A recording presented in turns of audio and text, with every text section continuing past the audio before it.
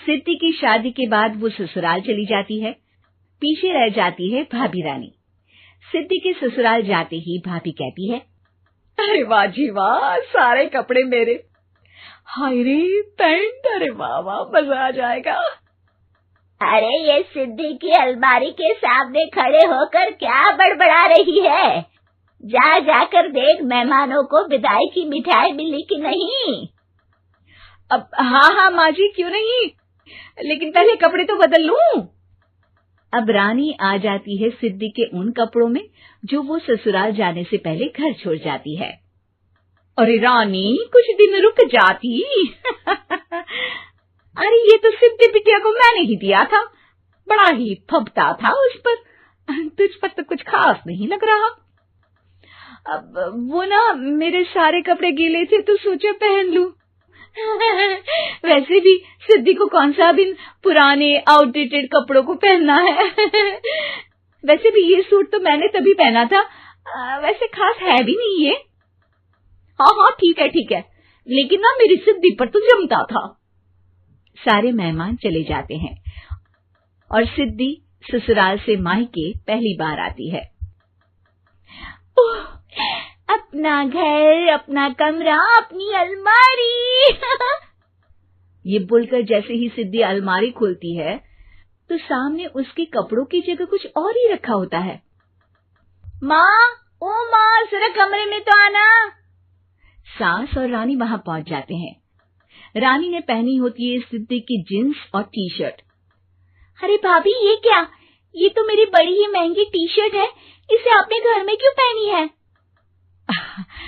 अरे बहुत मिलती है दीदी ये चौक की मार्केट में, 150 में। ओ भाभी प्लीज, ये एरोपोस्टल है, 2000 की एक टी शर्ट। ओहो, 2000 में तो दीदी 4 साड़ी आ जाए। अब क्या बोलूं?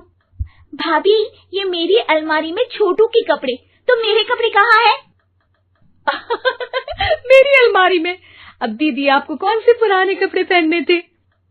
माना भाभी, लेकिन मैं जब घर आती तो यही सब पहनती ना।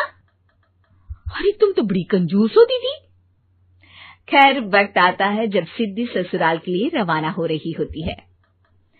अरे रानी, अंदर से सिद्धि का गिफ्ट ले आ, लड़की पहली बार ससुराल से मायके आई है। रानी अंदर जाती है और एक सिंपल सी साड़ी लेकर बाहर आ जाती है। ये लीजिए माँ जी। सास बेटी को गिफ्ट देकर ससुराल भेजती है। अगले दिन रानी एक सुंदर सी साड़ी पहनकर सामने आती है।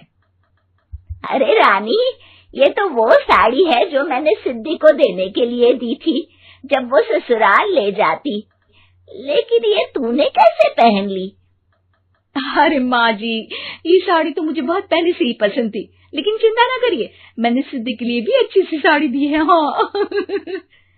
तभी सिद्धि का फोन आता है। क्या माँ, कुछ अच्छा तो दिया होता ससुराल ले जाने के लिए। अरे पहले दिखा दिया होता। यूं चमकते हुए पैकेट में नौकरानी वाली साड़ी मत दिया करो माँ। अरे बेटे, वो तेरी भाभी ने ना गलती से उससे पैकेट बदल गया। हाँ, मैं कल ही तेरे भाई के हाथ से तेरा वाला पैकेट भेज दूंगी। अरे रहने दो माँ, आई एम श्योर भाभी ने अभी वही साड़ी पहनी होगी जो तुमने मेरे लिए रखी थी। तुम तो समझ नहीं पाई उनको। खैर छोड़ो, मैं ज्यादा बोलती अच्छी नहीं लगती, रहने दो, आपको उन्हीं के साथ रहना है, फिर बात करेंगे। सास को रानी पर गुस्सा आ जाता है। वो उसके कमरे में जाती है जहाँ वो शादी का एल्बम देख रही होती है। रानी, मार्केट जाकर एक ऐसी ही साड़ी लेकर आ, कल प्रतीक जाकर सिद्धि के घर दे आएगा। अरे क्यों माँ जी, कितनी साड़ी देनी है दीदी को? यहाँ कोई सेल लगी है क्या? अरे चुप कर, मेरे बेटी के हिस्से की साड़ी खुद पहन ली, अब ज्यादा ज्ञान बांट रही है। एक दिन सिद्धि का फोन आता है। माँ, मेरी सास ने आप सबको खाने पर बुलाया है।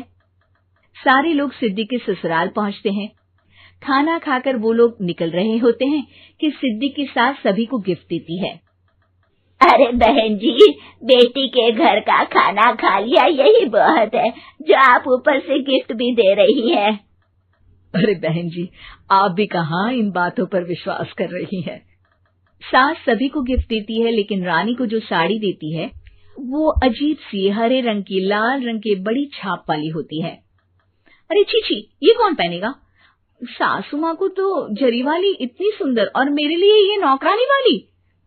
अरे भाभी, दरअसल मैं जब भी घर आती थी आप वापसी में ऐसी ही साड़ी देती थी ना, तो माँ ने सोचा कि आपको आपकी पसंद की ही साड़ी क्यों ना दी जाए। बेचारी रानी, बोलती भी तो क्या। सिद्धि और सास रानी का चेहरा देखकर हंसने लगती है, तो रानी समझ जाती है कि अपने ही बिछाए जाल में वो फंस चुकी है।